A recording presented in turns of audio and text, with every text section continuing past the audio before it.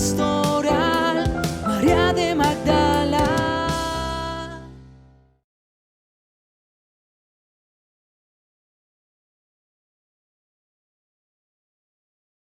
Pues bien, entonces vamos a retomar nuestro congreso. Estamos ya acercándonos al final de este primer día y totalmente agradecidos, como lo hemos manifestado ya, muy agradecidos en realidad a nuestros ponentes, al padre Hugo, al padre Danilo Medina.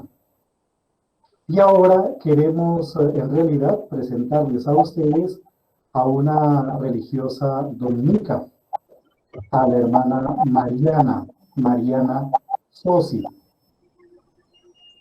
Ella es dominica, argentina, y antes de que la hermana Ana Francisca nos lea su hoja de vida, les quiero compartir algo a manera de anécdota, que a ella tuve la suerte, la fortuna, la gracia de conocerla en Jerusalén cuando estaba haciendo sus estudios de Sagrada Escritura en el Instituto Bíblico Franciscano en la ciudad vieja de Jerusalén. Les estoy hablando más o menos del año 2005 y desde ese año hemos hecho pues una amistad.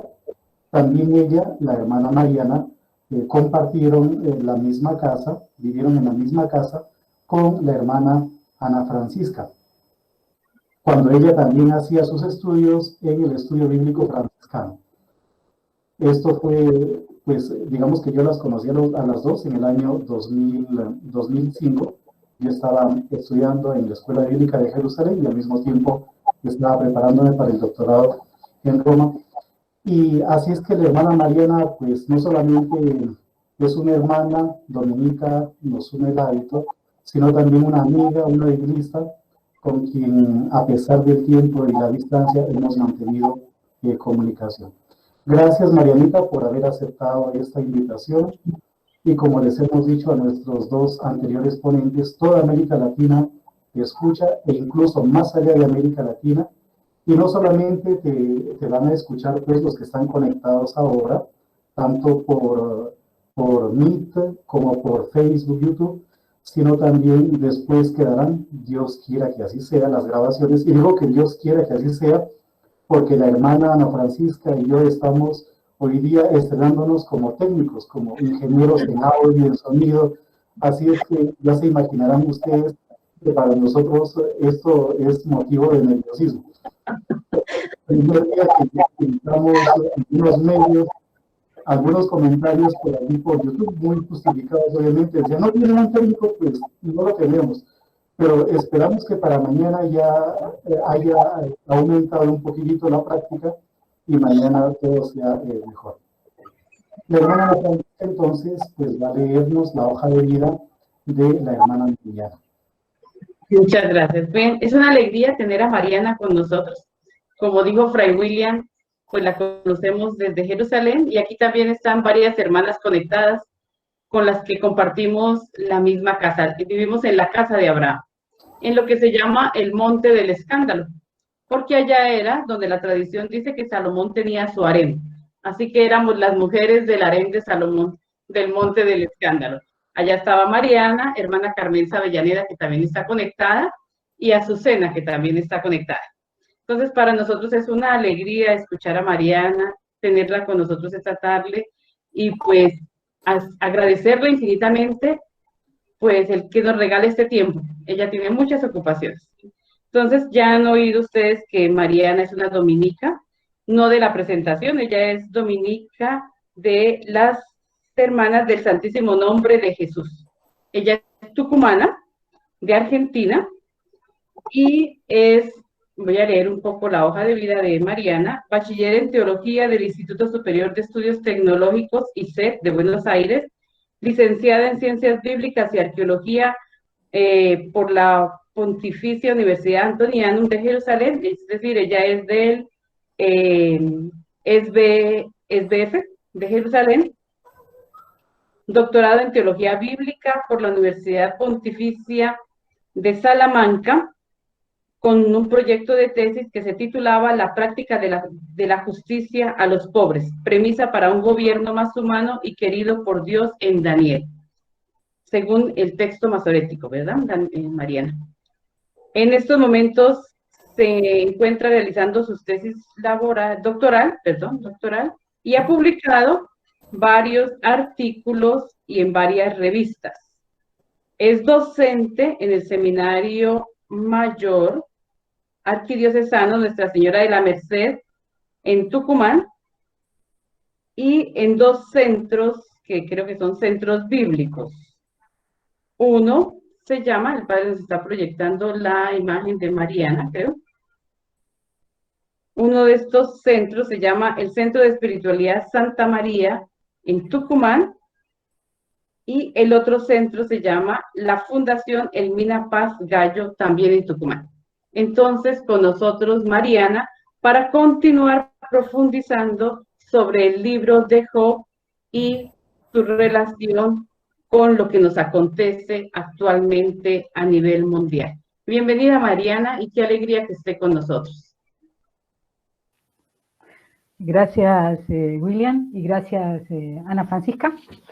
Para mí también es un orgullo vivir en la fraternidad, buscando juntos o descubriendo juntos, buceando, amando la palabra, como hemos hecho en Jerusalén y como seguimos haciendo cada uno en nuestros lugares, junto a otros, pero siempre en comunicación, que es lo más hermoso, ¿no? Poder amar la palabra, escucharla, preguntarnos juntos. Y cuando yo lo escuchaba a Hugo, así es, ¿no? Hugo Orlando, ponía esto, ¿no? Qué hermoso poder descubrir juntos aquellas palabras que pueden ir recreando la vida en nuestro pueblo, ¿no? En medio de nuestro pueblo. Así que esto siempre, la fraternidad con ustedes me ha llevado también a buscar. Bueno, vamos a ver qué sale, ¿sí? Esta compartida. Gracias también, bueno, a Hugo Orlando y a Danilo, ¿no? En esto, en lo que han compartido, hay algunas cosas que yo he ido anotando de lo que pude escuchar y que me ayudaron también a ponerme en línea con lo que, con mi compartida de ahora. Yo pensaba, primero también tengo que agradecerle de los 5 años, así que felicidades, ¿no? Gracias, a todo el centro, ¿no? Eso me estaba olvidando. Lo tenía anotado, así que no me quería olvidar. Disculpa que te interrumpa un ratito. ¿Deseas que proyecte el archivo o no? No, dígame, ¿lo puedo proyectar yo? No, es como mejor te sientas. Bien. No, como mejor te sientas. Si quieres, así está bien también. Pero si sacame esto de mi foto ahí, y ahora yo comparto ahora. Así que gracias. Bueno, ¿cuál es la propuesta que yo les quería hacer ahora? A mí me tocó, según el proyecto que tiene el centro, no sé por qué, pero me tocó el tema de la crucifixión, el momento del método de la crucifixión, que es mirar el contexto en lo político, en lo social, en lo geográfico, en lo religioso, y poder descubrir ahí qué problemáticas afronta, por qué desestabiliza, bueno, lo plantearon también los dos hermanos que hablaron antes que yo, por qué el texto desestabiliza, qué corrientes de pensamiento está dando vuelta, para poder después, mañana, con nuestros hermanos que van a compartir, y principalmente con una de ellas, poder encontrar cuál es la teología, cuál es la propuesta de Job. Para esto, yo he preparado un pequeño PowerPoint cortito, que me lo voy a detener, es más grande, pero me voy a detener en una diapositiva, después les voy a compartir entero si quieren, como material, y a partir de ahí después voy a compartir así, ya mirándolo face a face, algunas conclusiones. ¿Está? ¿Por qué quiero ver un poco el PowerPoint? Porque ahí quiero plantearles algunas intuiciones con respecto al contexto. ¿Dónde me quiero ubicar históricamente y geográficamente para ver las propuestas o el diálogo que parte, digamos, a partir, valga la redundancia, del 311, que es el título digamos, de lo que me pidieron que yo pueda compartir. Dice, por fin Job decidió hablar y maldijo el día de su nacimiento. O sea, poder ver qué parte desde el versículo 1 del capítulo 3 y qué despierta con estos personajes que se sentaron con él por 7 días y 7 noches a llorar, ¿no? A compartir el dolor y el sufrimiento. ¿Está? Entonces, vamos un poco a compartir esto, este pequeño PowerPoint, y ver qué nos despierta para la reflexión, ¿no? Y para terminar esta tarde. Esta noche en Argentina, ahí está Damián desde Argentina, bueno, esta noche nosotros ya tenemos todo oscuro. Ustedes Sí, todavía deben tener todavía... 2 horas de diferencia. Sí, tenemos 2 horas de diferencia. ¿Está? Bueno, vamos a compartir un poquito entonces.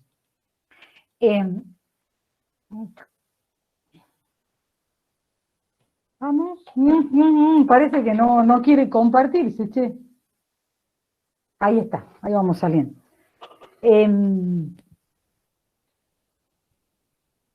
¿Por qué será, che? Suele tardar unos segunditos antes de compartir, pero tampoco muchos.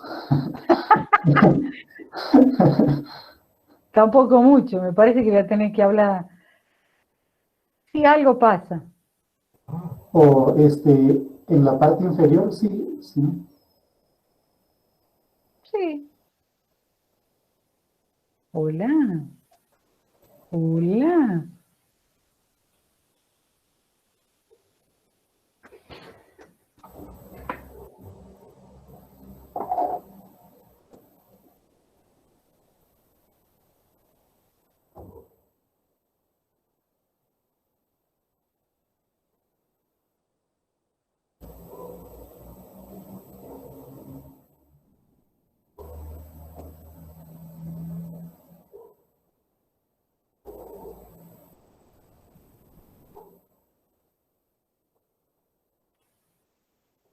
Vamos a ver qué pasó, salí y entré, vamos a ver.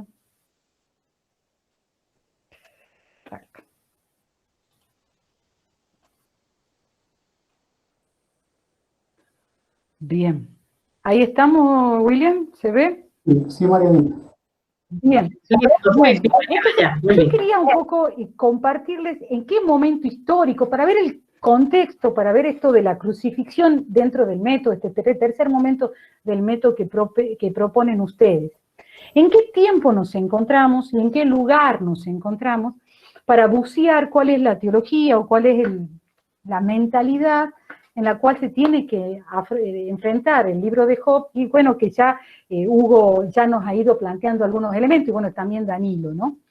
Yo me quiero ubicar, para rastrear esta mentalidad, en la época persa, en lo que se llama la época de la restauración, a partir del edicto de Ciro, hasta, digamos, la implantación, digamos, de la época helenista, que es entre el 538 y el 333, que cuando Alejandro Magno entra ya a Judea, ¿no? Estamos acá, no sé si vemos un poquito un cuadrito, yo he puesto ahí un dibujito para ubicarnos. Ya el Reino del Norte en el 722 se había ido exiliado a Nínive, y también Jerusalén había sido destruida, se había ido a Babilonia en el exilio, y nosotros en este momento estamos volviendo del exilio, estamos en esta época. Aquí donde está mi cursor. Aquí me quiero ubicar para ver el contexto. ¿Qué está pasando? Nosotros nos vamos a ubicar en esta llegada de Ciro a Babilonia, en la conquista de los persas, junto con los medos, del imperio babilónico, ¿no? Acá, en este lugar geográfico. En el 549 surgirá el imperio persa por obra de Ciro, el Grande. Ya vamos a ver una imagencita de Ciro. Al rebelarse, ¿no?, contra el rey meda Astiages, consiguió la unidad entre los medos y los persas. Ciro se presenta, muy interesante la mentalidad de nuestro amigo Ciro, se presenta en Babilonia como el enviado del dios Marduk. En Ur, otra ciudad importante de la región, como el enviado del dios Sin. y ante los judíos que estaban exiliados en la tierra de Babilonia, se presenta como el ejecutor de las órdenes de Yahvé, del Señor. Es por eso también, no sé si recordamos en el Deutero de Isaías, que Deutero de Isaías dice que Ciro es el ungido del Señor. Entonces, aquí cuando Ciro se presenta ante este pueblo de esta manera, presenta el gran edicto de Ciro, dando la paz de esta región, y le dice a todos los pueblos que puedan regresar a sus lugares de origen con la estatua de sus dioses. Aquí quiero ver un poco el PowerPoint porque ahí Ahora quiero bien, plantearles algunas intuiciones con respecto al contexto. ¿Dónde me hay algo que está retumando por ahí. Bien, para ver el pueblo de Israel no tenía estatua de Dios. Entonces, Ciro le pide que vuelva con los elementos del santuario. Entonces, todos los elementos sagrados, los vasos sagrados, el ajuar cultural, vuelven a la tierra de Israel. Esta, no sé si se acuerdan esta imagen, ¿no? Esta imagen de este friso que está presente, donde están todos los ajuares del pueblo que pertenecían al templo, que vuelven en el retorno al pueblo de Israel, ¿no? Bien, entonces cuando Ciro proclama este estado de paz y desarrolla una política tolerante, en contraposición a toda la política semita de los asirios y de los babilonios, que solamente nombrar al pueblo asirio y volver a nombrar al ejército babilónico implicaba exterminio, tortura y deportación, Ciro tiene otra actitud. Ciro plantea una paz tolerante que implicaba también un cierto beneficio para todo el imperio. Aquí está el famoso edicto de Ciro, ¿no? Que implica todo este movimiento político y movimiento social en todo el contexto geográfico de la media luna, en la cual nosotros nos vamos a referir. ¿No? Aquí tenemos la famosa foto de Ciro. Tras el edicto de Ciro, los judíos son libres de regresar a su país y reconstruir el templo. Así se realizaba lo que el segundo Isaías, que ya lo vamos a ver un poquito, había anunciado a los exiliados. Los judíos eran libres de nuevo. Pero pronto, ¿no? Al encontrarse con su tierra, se van a encontrar decepcionados y desilusionados. Porque la nueva situación que van a vivir y donde se va a generar aquí la tensión y las mentalidades que nuestro libro de Job se va a hablar, la situación que se van a encontrar poco se parecía al cuadro brillante que habían imaginado los profetas del destierro, cuando soñaron la vuelta a Judá. En el Deutero Isaías están escritas estas 4 piezas líricas más hermosas para mí, podemos ahí disentir con algunos, pero que son los cantos del siervo. Los cantos del siervo describen a este discípulo perfecto que predica la fe verdadera, que sufre para expiar los pecados del pueblo y es glorificado con Dios para propiciar, para acompañar esta vuelta del exilio. Nosotros contextualmente, ¿no? De los libros nos encontramos en este momento. ¿Se acuerdan el libro de Isaías, que lo podemos dividir en 3? Nosotros nos encontramos en este momento, ¿no? En el momento del Deutero Isaías. Aquí se va generando estas mentalidades que el libro de Job va a tener que enfrentar. Esta vuelta, estas profecías tan espectaculares que al fin entran en crisis, en cuestionamiento, en desilusión, cuando el pueblo llega a Jerusalén. Y cuando el pueblo llega a Jerusalén, se va a encontrar con 3 tensiones, que son muy evidentes si nosotros nos animamos a bucear y a encontrar los textos. La primera tensión es la tensión entre los liberales y conservadores. Encontramos un grupo liberal que se adapta a la nueva situación desde el punto de vista de la lengua, de las costumbres, de la forma de vida. El grupo que vuelve del exilio se encuentra con una diversidad que no estaba en su mente. Y este grupo está dispuesto a toda clase de pacto con la gente que había permanecido o la gente que se había instalado en las tierras de Jerusalén. Pero también encontramos un grupo de conservadores, herméticamente cerrados a toda innovación y a toda influencia extranjera. Su única preocupación era salvar la herencia del pasado, la ley de nuestros padres. Y esto crea una tensión evidente que la vamos a ver después presente en el libro de Job. Tenemos una segunda tensión que tiene que ver con la manera de entender el culto. El templo es la institución que va a servir de lugar de reunión. Fíjense, está todo destruido, pero lo que le va a unificar al pueblo que retorna es el templo, que va a ser reconstruido. La gran reforma de Esdras y Nehemías, ¿no? 100 años después del primer regreso, dio a la comunidad culta de judía una forma que va a ser decisiva para los próximos siglos. El servicio divino del culto se convierte en asunto propio del clero. Los sacrificios se multiplican y el clero aumenta, porque ya no tenemos rey, tenemos culto, sacerdote. Muchos grupos de personas con una profunda desconfianza hacia ese culto formalista, que se transforma en muchos momentos en un comercio sagrado, van a tomar distancia con respecto a la religiosidad del templo. Aquí lo tenemos al hermoso templo, ¿no? De Israel. Y por último tenemos la tercera tensión, que es la actitud de adoptar, que lo cual va a ser la actitud de adoptar con respecto a los pueblos extranjeros. Unos esperaban que el ansiado regreso y la reconstrucción aportará a Israel la grandeza y la felicidad, y a los paganos el juicio y la aniquilación. Imagínense todo lo que dijo el hermano Hugo y el hermano Danilo con respecto a la retribución. Los justos y los paganos, los pecadores, lo contrario. Para otros, en cambio, el objetivo salvífico último de Dios incluye también a los paganos. Dios ha caminado con Israel todos estos siglos para que todos los pueblos puedan un día conocer. Pensemos en la experiencia que tuvo Israel de ser extranjero tanto tiempo. Esto tiene que mover las estructuras del pueblo que se pone en este momento a reconstruir su identidad, porque sus pilares estaban destruidos, entonces hay que reconstruir la identidad. Entonces entra en conflicto también este tema. ¿Está?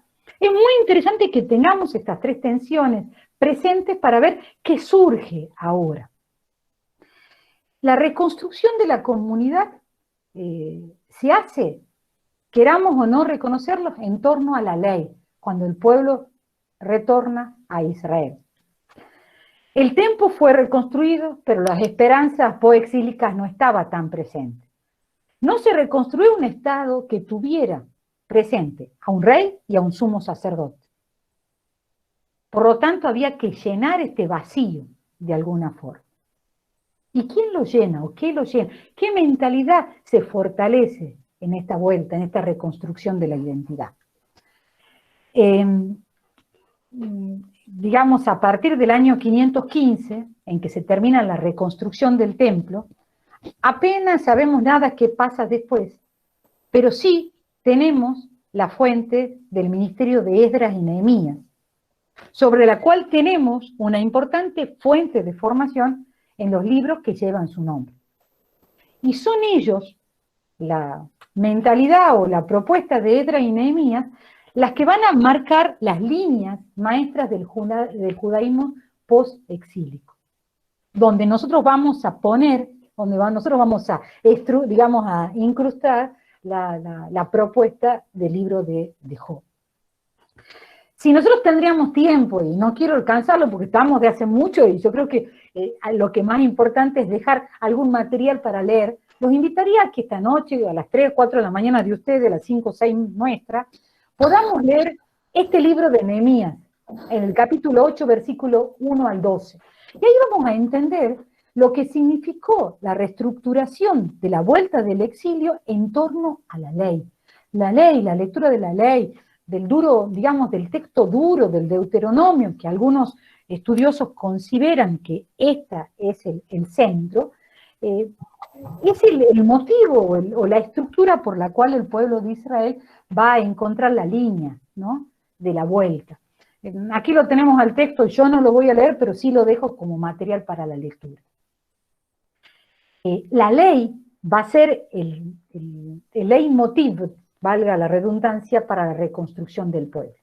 La ley que se vincula con la ley mosaica. No toda la ley sabemos que fue escrita o inspirada o como tradición oral por Moisés, pero así como no todos los salmos fueron compuestos por David, o no todos los proverbios fueron compuestos por Salomón, toda la ley es asignada, vinculada a Moisés por la autoridad que implica. Y es lo que necesitaba el pueblo en este momento.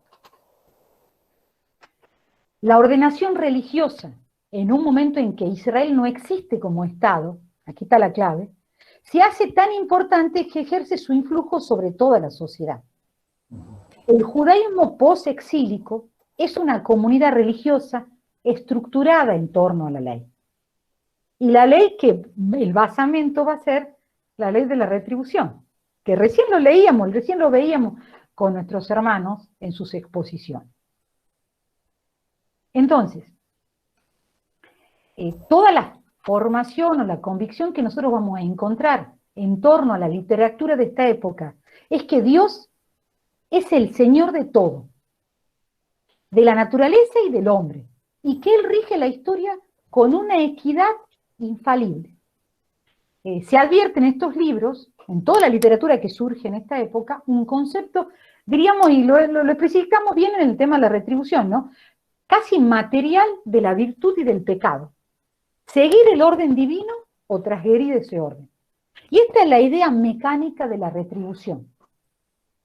No hay buena acción que no reciba su premio, ni falta que quede impune.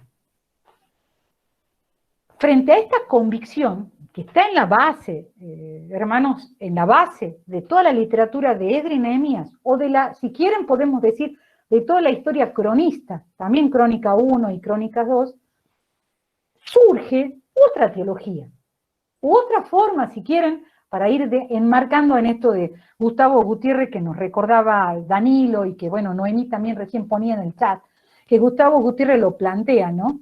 Esta convicción que surge desde otro lugar, que podemos leerla a partir de otras historias, y que son 3 preciosos libros que surgen también en esta época.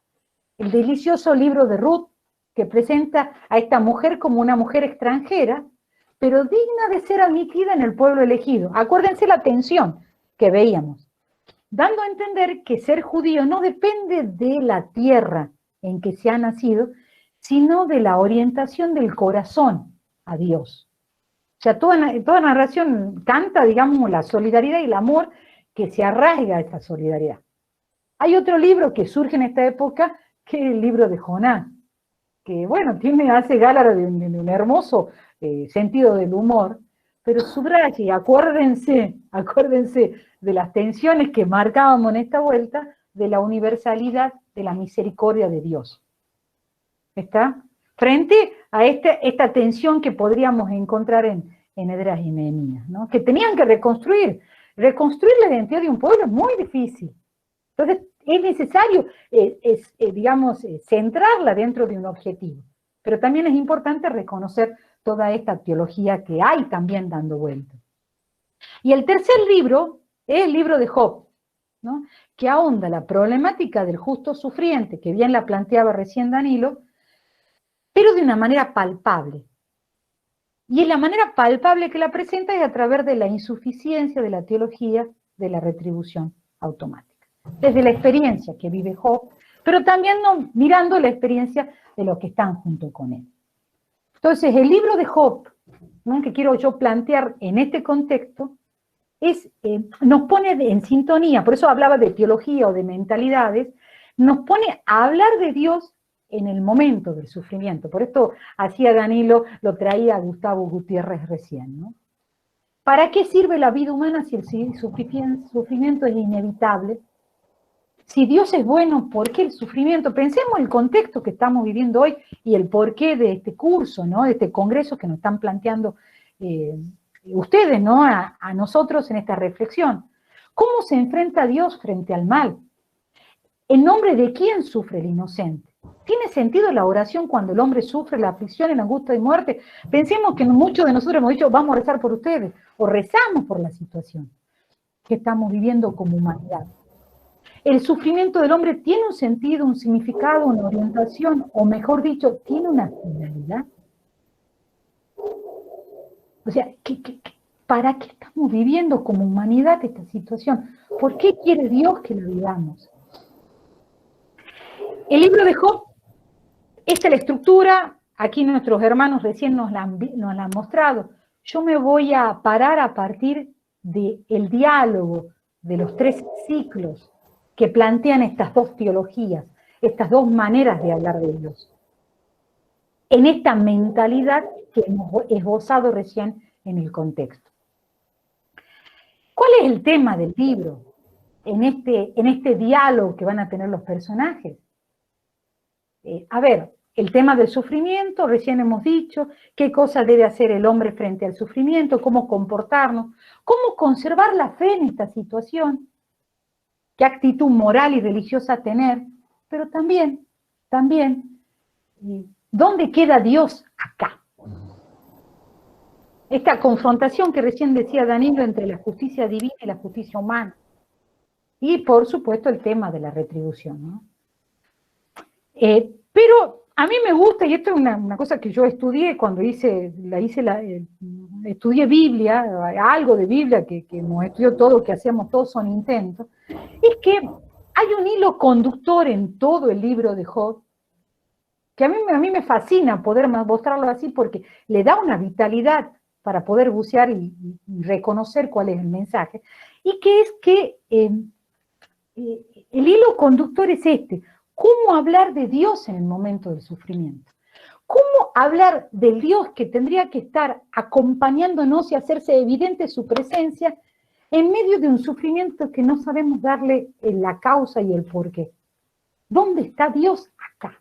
¿No? Que bueno, por supuesto que Gustavo Gutiérrez lo dice desde otra manera, ¿no? Mucho más lindo de cómo lo estamos expresando nosotros. Y fíjense en el libro, el hablar, como a nosotros hoy pensemos en nuestra cotidianidad, permanece como una actitud central a lo largo de toda la obra de Job, desde el inicio al final. Cuando se habla siempre hay alguna persona frente a en nuestra experiencia vital. Hablar exige 2 interlocutores, uno habla y el otro recibe. Y en ciertos casos, la misma persona ocupa el mismo rol, ¿no? Y a eso le llamamos monólogo. Y cuando hablamos con Dios, hablamos de oración, ¿sí? Bueno, de esto habla el libro de Job. Y a mí me gusta tomar esta propuesta, que es la que yo he cursado y estudiado, que en el libro de Job hay diferentes lenguajes, diferentes hablares. Los personajes hablan y van enmarcando diferentes lenguajes. Y el primer lenguaje, y lo han desarrollado nuestros hermanos, por eso lo voy a ir más rápido, es el lenguaje de la fe popular, ¿no? Que es la primera reacción de Job que tiene frente a su dolor y sufrimiento. ¿Se acuerdan, no? El Señor me lo dio, el Señor me lo quitó, bendito sea el nombre del Señor. Entonces, hay una acción de Job que habla, que se raspa la cabeza, se raja el manto, se echa por tierra. Hay una palabra de Job que parece más una palabra así más automática de respuesta, y hay un comentario del narrador que dice: a pesar de todo, Job no pecó ni maldijo a Dios. Luego tenemos otro segundo momento de este primer lenguaje, que diríamos de la fe popular, ¿no? Que es cuando, bueno, no solamente le pasan cosas a su familia o a las cosas que posee, sino le pasa a su persona, ¿no? Estas llagas que explicaban nuestros hermanos recién, ¿no? Y parece que el escritor narrador construye el lenguaje en paralelo a la primera parte. Hay una acción de Job fuertísima, agarra una teja y se empieza a rascar porque realmente es terrible lo que vive, el escozor que vive en su cuerpo. Pero hay una palabra de Job, ¿no? A su esposa, ¿no? Que le dice: si aceptamos de Dios los bienes, ¿cómo no me aceptan los males? Y hay un comentario del narrador que a mí me parece fundante.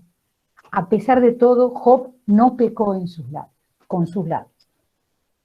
Estos son el primer mensaje, el primer lenguaje. Hay otro lenguaje que le sigue al ladito, que es el lenguaje del silencio, que está ahí al finales del capítulo 2. ¿Mm?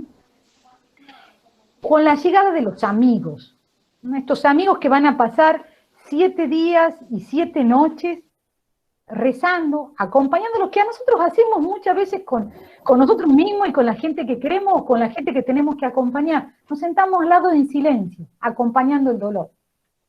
¿Está? Los 3 amigos hacen lo único que se puede hacer. Simpatizan con Job, sufren con él, permanecen con él. El lenguaje del silencio.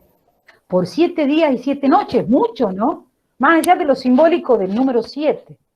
Tienen derecho a soñar, ¿no? Prueban que, a llorar, prueban que son buenos amigos, pero no dicen nada. Podrían haber expresado las respuestas estereotipadas que hemos visto recién.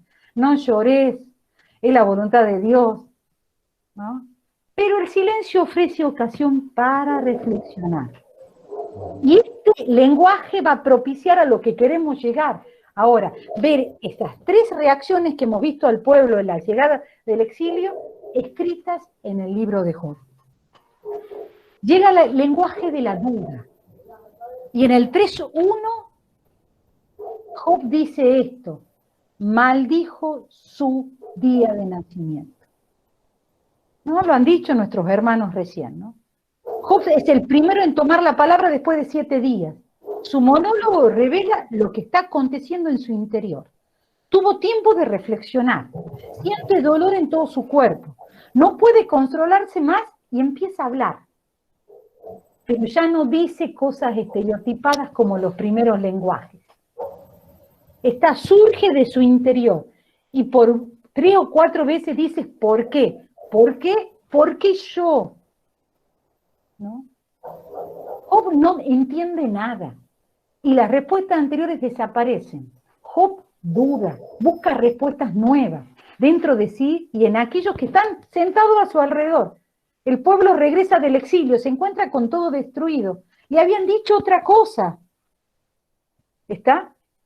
¿Mm? Aquí está el meollo del libro, ¿no? Job maldice, pero no a Dios en la cara, como deseaba este personaje Satanás que lo presentó recién Hugo. Job se transforma en un verdadero creyente, que se hace la pregunta y busca comprender. Y ahora deberá recorrer un largo camino. Y este largo camino, y aquí me voy a quedar para ya mirarles la cara, porque aquí en el MIT no se puede ver mucho cuando uno comparte, nace el lenguaje de la teología, ¿no? Los capítulos de 4 al 27, Job y sus amigos entran en discusión. Estas 2 teologías, estos 2 decires, estas 2 mentalidades, llevando adelante la argumentación cada uno, que la podremos resumir, yo les dejo solamente acá, ¿no? Nadie es puro frente a Dios, solo Dios es grande, Dios siempre castiga a los malvados, Dios siempre recompensa la fidelidad de los justos. Este era el argumento de los amigos. En cambio, Job va a empezar a reconocer otra cosa en su interior. Reconoce la indignidad del hombre frente a Dios, reconoce la grandeza de Dios, pero rechaza ampliamente las afirmaciones de los amigos. El castigo no es inevitable y la felicidad no es segura para los justos. Empieza a tambalear las estructuras. Niega a explicar el sufrimiento por una supuesta culpa, sufrimiento como consecuencia del pecado. Empieza a moverse las estructuras y expresa la esperanza posible de ser reconocido inocente en medio de su dolor. Fortísimo, porque esto no era lo esperado para la reconstrucción del pueblo. Nos quedamos acá. Yo acá dejo de compartir, les dejo algunas diapositivas después para, si quieren, profundizar o si les interesa esta línea de reflexión. Y es acá donde yo me gustaría, mirándolos la cara, ¿no?, profundizar un poquito esta gran tensión de los 2 lenguajes, de las 2 mentalidades, de las propuestas que el libro nos quiere dejar para que mañana sigamos reflexionando o para empezar a intuir por dónde se define Job y por dónde nos tendríamos que empezar, o que capaz que ya muchos ya han comenzado a definirse frente al sufrimiento inocente de tanta gente, de muchos de nosotros en medio de esta pandemia. ¿Estamos bien? ¿No estamos cansados? ¿No? No, No, vamos muy bien, Mariana, perfecto. vamos muy bien, Marianita. A mí me gusta pensar, porque aquí sí, en este trocito, lo sigo a Gustavo Gutiérrez, me gusta pensar que nadie termina, después de haber terminado de leer el libro de Job, termina igual de lo que estaba al comienzo. Nadie deja de sentirse interpelado por el mensaje de Job. Nadie deja de tomar partido después de quien estudió el libro de Job. Es como dijo recién Danilo, es como la lucha que tiene Jacob y sale cojeando Job después de la lucha. Es interesante, en el capítulo 40, en uno de los diálogos que tiene Job con el Señor le dice a Job, ceñite la cintura porque vamos a luchar. Interesante, la lectura del libro de Job tiene que ser una lucha para encontrar juntos, para bucear juntos la presencia de Dios y cómo hablar de Dios ante el sufrimiento inocente. Y lo central lo central que tenemos que hacer en estos días, creo yo, perdón, Ana Francisca y William, es recorrer el camino de este Dios que está sabido y encasillado a un Dios imprevisible. Un Dios que nos sale a la vuelta de la esquina y nos cambia la estructura. Y este es el Dios que encontró el pueblo en el contexto de la vuelta del exilio. Y lo que el pueblo tenía como sabido era este Dios que sustentaba, ¿no?, esta práctica de justicia, creída por ellos, porque sabemos que la misericordia de Dios, y encontramos textos preexílicos y exílicos en donde la misericordia está a la par, ¿no?, de todos los pueblos, ¿no? Y encontramos en estas teologías que hemos visto también la apertura, estaba de fondo esta teología de la retribución, casi material. La desventura y la enfermedad es consecuencia del pecado. Y vamos a encontrarnos con una nueva sabiduría, que la tenemos que animar a encontrarnos. Y nos tenemos que preparar como el guerrero, a luchar juntos, a luchar con nuestros esquemas, a luchar con los esquemas de nuestros amigos que están sentados a nuestro lado para construir de una manera diferente. Y hemos visto cómo ha ido haciendo el proceso el libro de Job, en este lenguaje de fe popular, ¿no? Si Dios lo ha permitido. Yo digo que a veces soy un poco más osada, no sé si les pasa a ustedes. Yo siempre digo que tengo mi listita. Cuando pasan estas cosas digo, bueno, yo sé que no puedo responder ahora, pero bueno, cuando me encuentre con Dios les voy a sacar la listita. ¿Está? Muchas veces tenemos esta situación, ¿no? Y pasamos el lenguaje popular y también nos enfrentamos en el lenguaje del silencio. Y pensemos cuántas veces hemos tenido esta experiencia, a ver, en este tiempo de pandemia global, de acercarnos a nuestras dudas, de hacer las preguntas interiores que después nos animamos a hacer en este lenguaje de la duda al Señor. ¿Sí? Que es el título, bueno, de lo que yo tenía que compartir. Job trata de entender la realidad que le está pasando, la realidad que lo desestabiliza, como lo que nos está pasando hoy. ¿Está? Y llegamos, como pasa en el libro de Job, llegamos al lenguaje de la teología. Ustedes saben que teología significa eso, ¿no? Significa la fe que trata de entender. ¿Sí? Y esta fe que trata de entender, la vamos a ver en estos diálogos, que son como, es larguísimo, yo no voy a ver todo, por supuesto, esto lo van a ver mañana, ¿no? Con más profundidad. Son 3 ciclos de diálogos que va teniendo Job con cada uno de sus amigos. Ahora bien, en estos diálogos que tiene Job con sus amigos, yo, no sé, ahí está Damián, ¿no? Y no sé si hay alguien más de Argentina, pero aquí el Estado de Argentina decretó en el comienzo de la pandemia el estado de excepción, ¿no? Que es un estado en la cual el Estado puede determinar algunas leyes, algunas situaciones sin tener que hacer la consulta a los otros poderes. Yo quiero tomarme de esta palabrita. Es como que el libro de Job nos invita a estar en un estado de excepción, pero no para dictaminar leyes, sino para animarnos a hacer lo que dice la Real Academia con la palabra de excepción. Excepción, según la Real Academia, dice, es la cosa o realidad que se aparta de la regla y de la condición general de las demás de su especie. Nosotros tenemos con el libro de Job vivir la excepción e ir más allá de lo general, de la regla, de la condición que nos dictamina el mosaicar nuestra vida. ¿Está?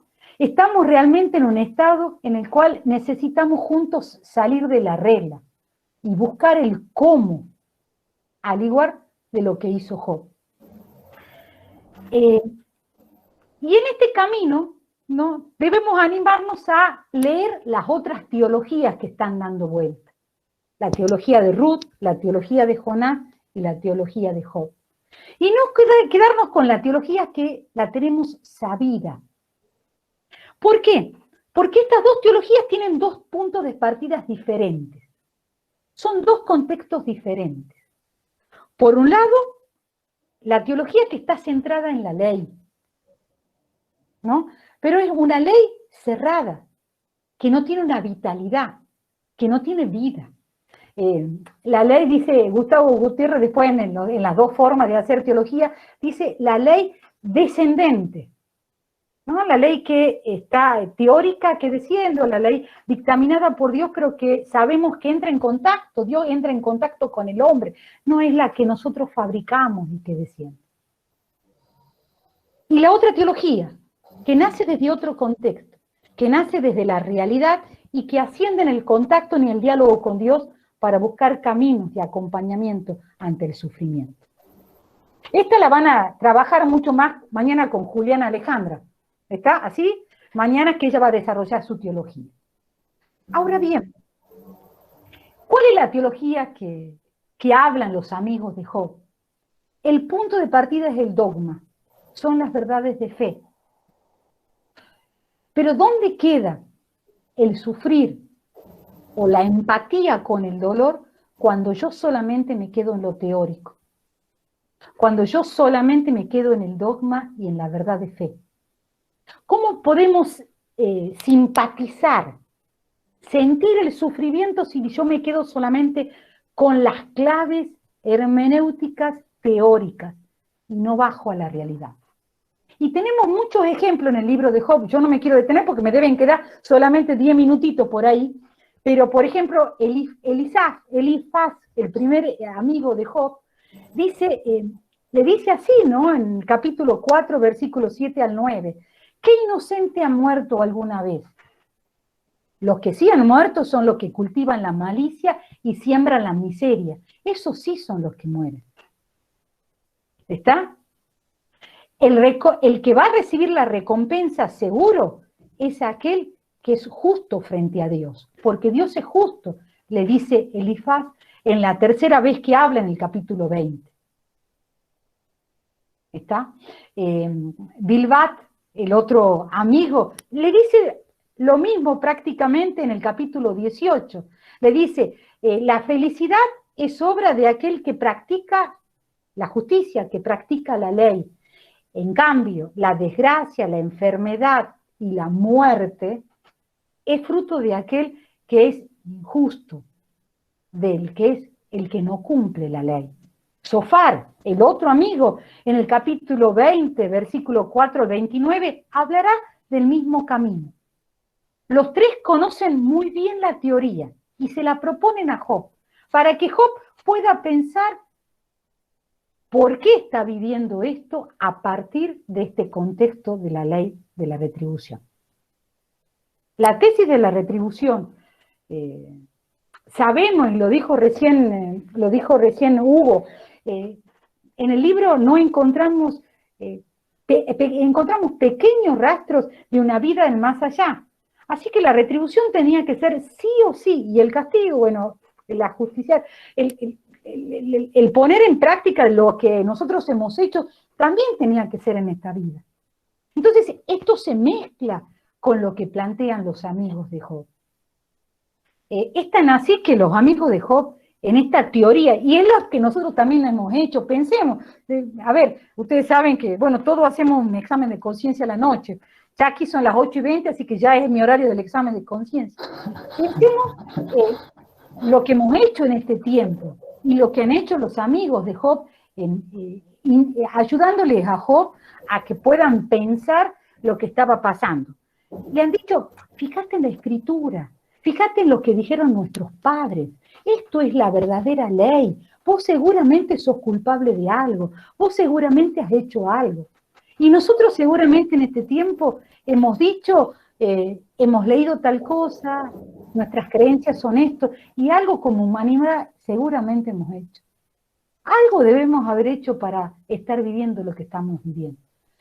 Y muchas veces lo hemos refrendado con textos bíblicos, hemos refrendado con algunos textos de la teología, hemos buceado la fe de nuestros padres y hemos encontrado en esto algunas causas que la hemos fabricado muchas veces, la hemos, digamos, tirado para poder encontrar razones de lo que estamos viviendo.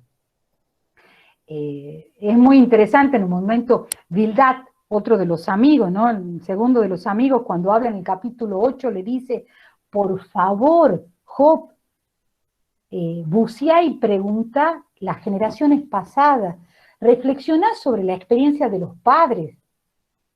Ahí está la verdadera fe. Y ahí vas a quedar realmente dado que a vos has hecho algo para poder vivir lo que estás viviendo.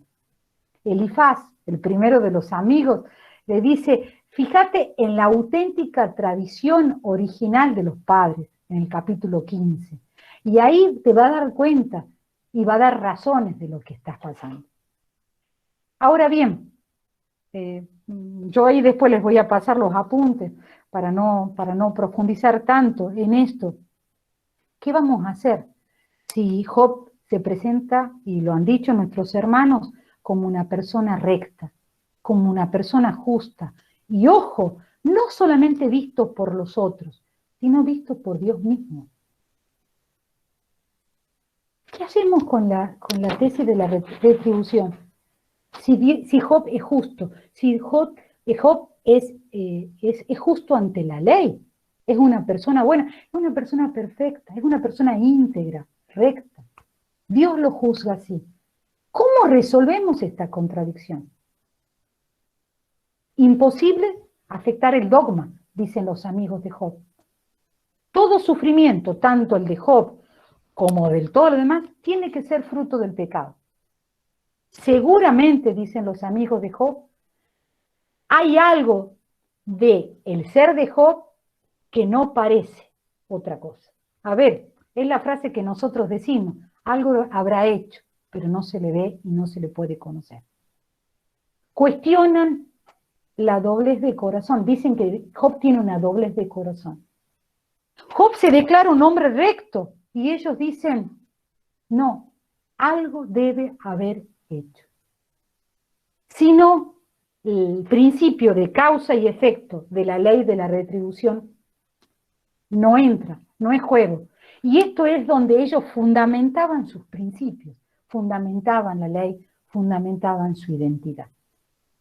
¿Puede Dios falsear lo correcto? Dice el texto. Para los amigos de Job, Job es una mentira. Dios no puede estar equivocado. Si no, Dios es un misterio. ¿Y quién puede comprender a Dios? En el capítulo 11 les dicen a Job. Para concluir esta teología de los amigos, me gusta decir esto, ¿no? Que los tres amigos practican una teología que parte del dogma y ante ese dogma la vida se tiene que adaptar. Voluntaria o involuntariamente. Es fuertísimo esto. Porque esto también es nuestra práctica pastoral y también nuestra práctica también docente. A veces metemos la vida y la intentamos voluntaria e involuntariamente responder de lo que nosotros sabemos y hemos estudiado, de lo que nosotros creemos. Es una teología estática, sin posibilidad de evolución, ya que todas las respuestas se conocen desde el principio. Es un hablar de Dios sin vida. no hay posibilidad de cambio. Y aquí me gustaría terminar con esta portita y me quedan 5 minutos para hacerle otra propuesta. Hace unos días hemos estado leyendo, vamos a leer dentro de poco el texto de Mateo 15. Mateo 15, versículo 21 al 28, Jesús se encuentra con la cananea en la región de Tiro y Sidón, ¿no? Marquemos la geografía. Esta mujer que le dice, ¿podrán los perritos comer las migajas de que caen en la mesa de sus señores? Y muchos, en los comentarios bíblicos o en algunos comentarios decimos, esta mujer logró torcer el brazo de Jesús. Esta es una teología que se encarna, ¿no? Es una teología ascendente que parte de la realidad y se encuentra con lo que creemos y en este diálogo nace otra actitud. Esta es la gran tensión que vamos a encontrar en la propuesta que se va a hacer Job ante lo que dicen sus amigos. ¿Por qué? Porque Job, frente a sus amigos, sufre y razona con todo su ser. No solamente se murieron su rebaño, sus hijos, se desbarató toda su vida, sino su mismo cuerpo está desbaratado. Entonces, él tiene que hacer teología, hablar de Dios, partiendo de su propia realidad, para comprender el dogma, la creencia, la fe, lo que sabemos. Entonces, el tema de la retribución no es causa-efecto, es vida que se enfrenta en diálogo para intentar comprender lo que vivimos.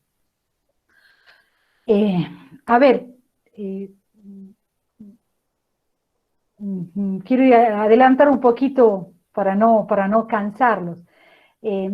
Job no solamente lo ve en su propia vida, Job abre los ojos y se da cuenta que hay muchos pobres, hay muchos huérfanos, hay muchas viudas que viven este sufrimiento inocente.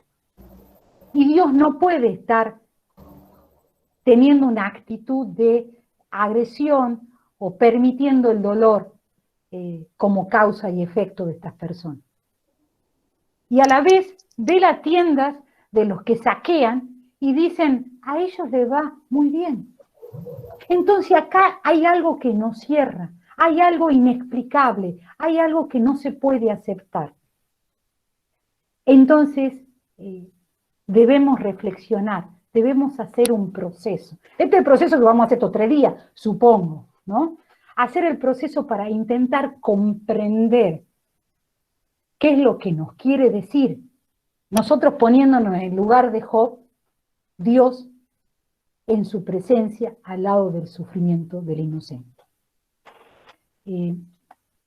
Porque creo, y aquí yo no quiero hablar mucho más, para dejarle mañana la propuesta de Alejandro, es la propuesta de la teología de Job, es una teología existencial, que parte de la vida.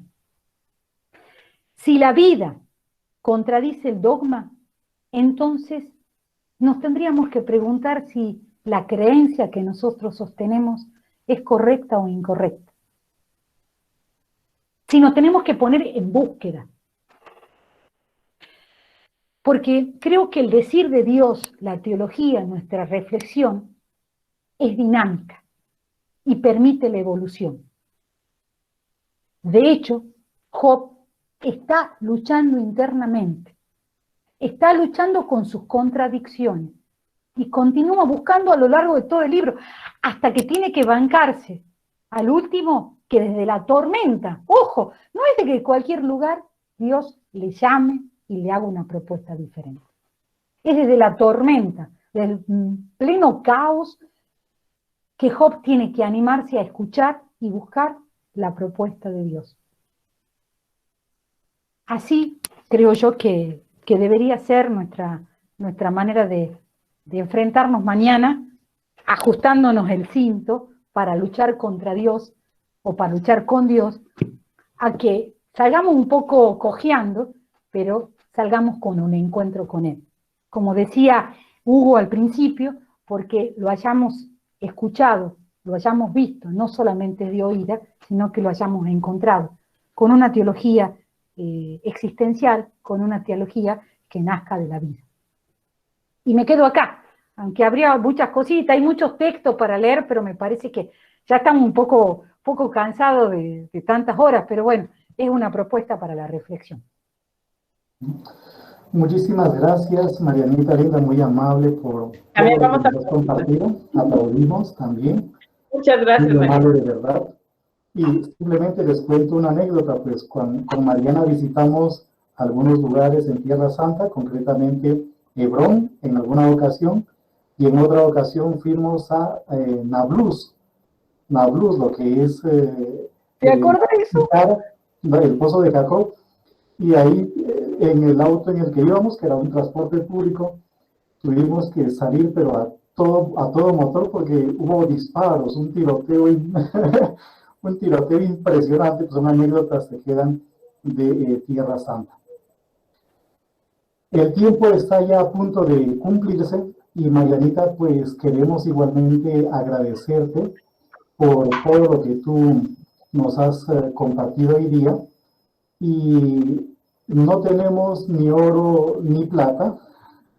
Lo que tenemos es un certificado muy sencillo en nombre del Centro Bíblico que queremos pues justamente brindarte, proporcionarte con mucho cariño, sabiendo obviamente de que eso es tremendamente poco, insignificante en comparación a lo que tú nos has compartido, lo que has compartido con toda América Latina, con todos los que están en la plataforma MIT, con todos los que están también en YouTube, igualmente en Facebook.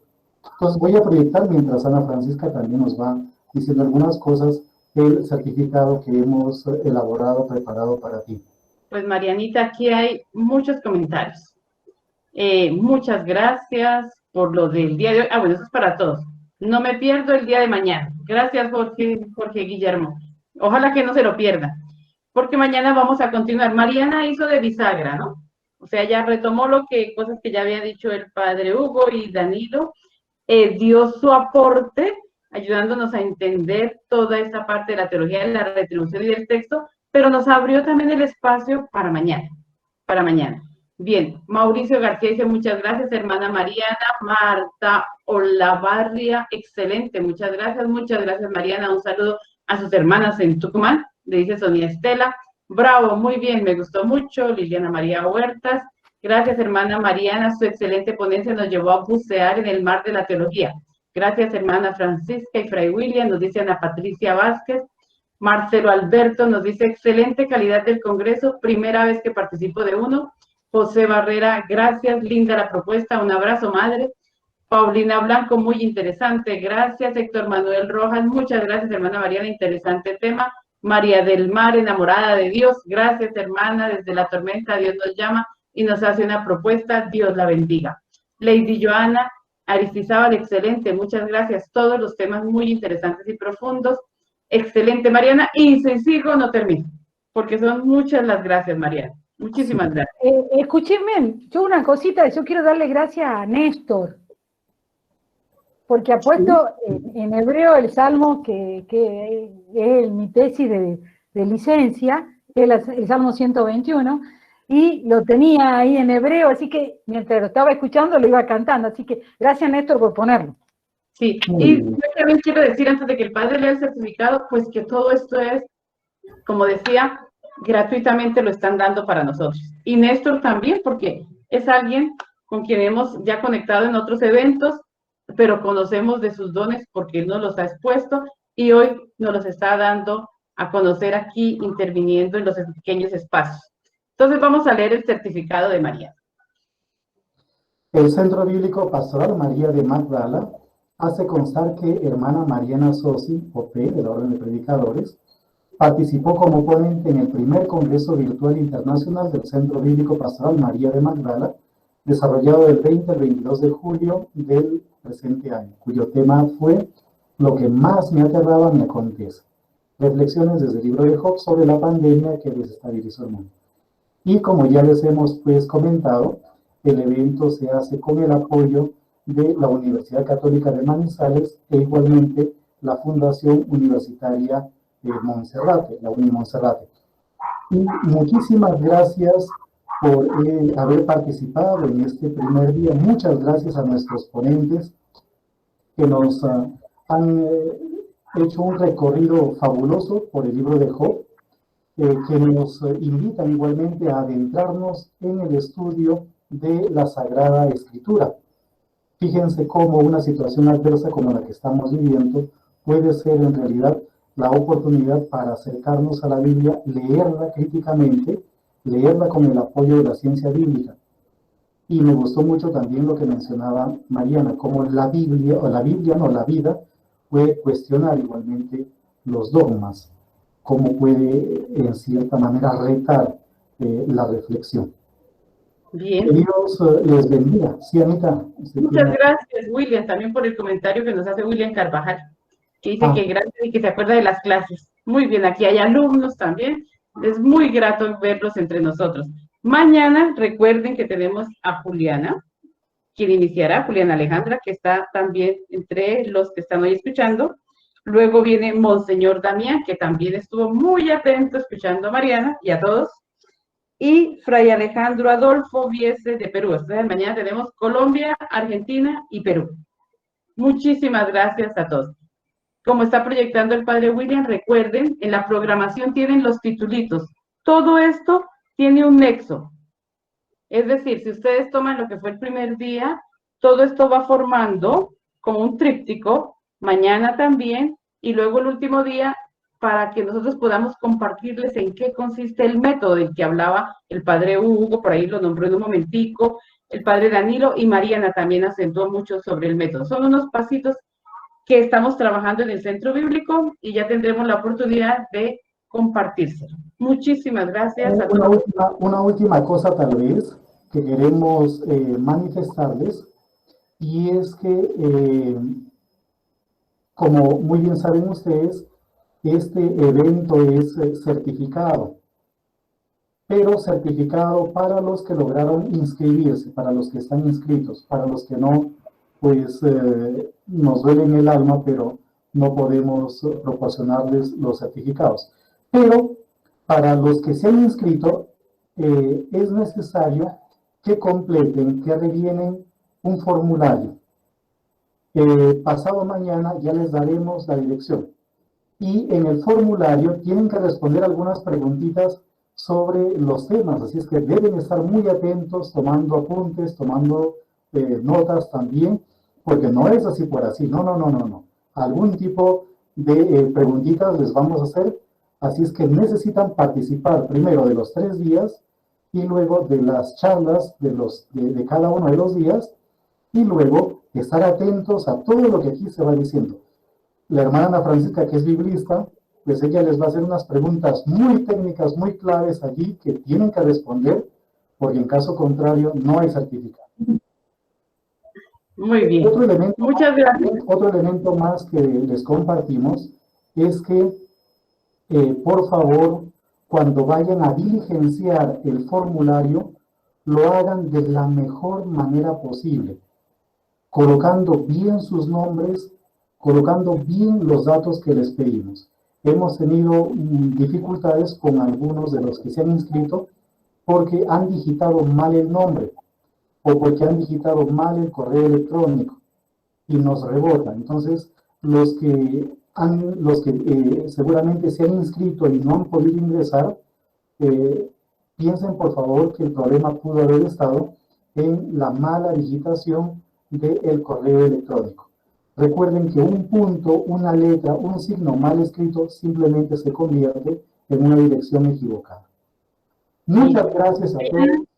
A las 3 de la tarde, 3 de la tarde, pero recuerden que nos conectamos antes. Nosotros estamos desde las 2, dándoles ya entrada, para poder iniciar como hoy en punto. Muchas gracias, hasta mañana y que Dios les bendiga. Chaucito. Muchas gracias. Muchas gracias. Muchas gracias. Gracias, padre. Gracias, hermanos. Gracias. Muchas gracias. Buenas noches. Gracias. Dios los bendiga. Gracias. Gracias a todos. Hola, saludos, gracias.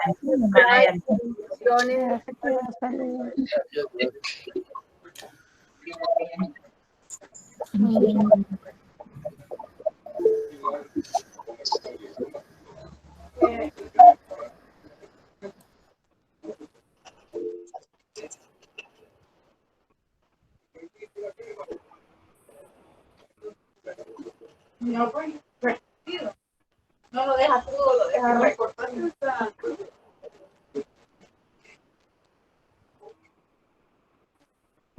Para martes o miércoles, la próxima semana vamos a ir de las 4 a ellos.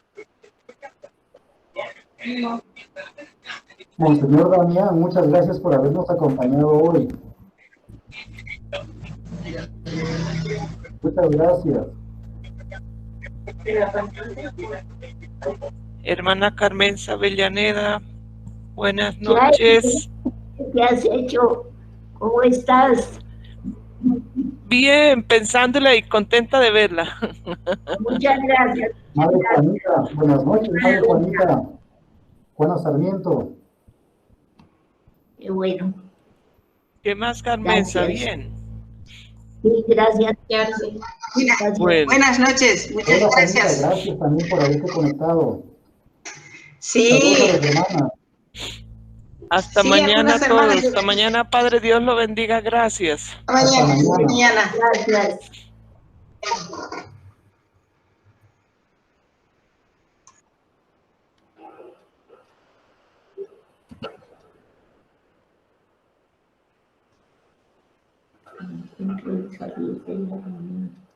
שיר למעלות, אשא עיניי אל ההרים, אוי מאין יבוא עזרי,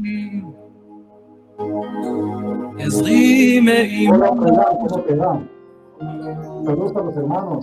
שמיים, Para todos, que Dios les bendiga.